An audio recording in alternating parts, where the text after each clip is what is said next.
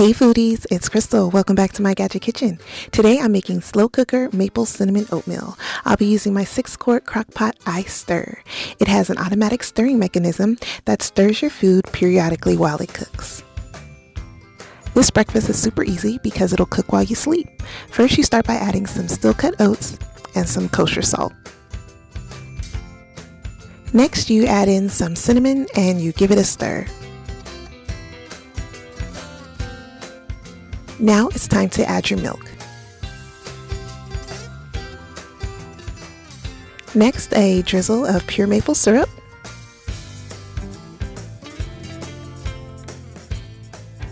And finally, some vanilla.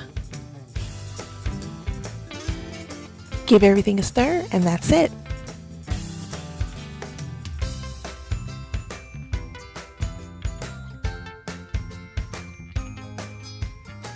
Now it's time to cover the crock pot, and I am turning on the power to the stirring arm.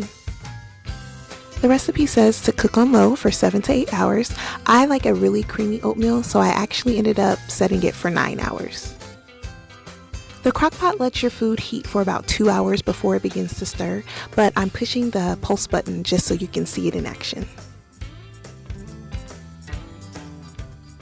Here's what it looks like the next morning. I just want to remind you, this doesn't stir constantly. It's intermittent stirring throughout the cooking process. So now I'm stirring in some butter and it's time to serve it up.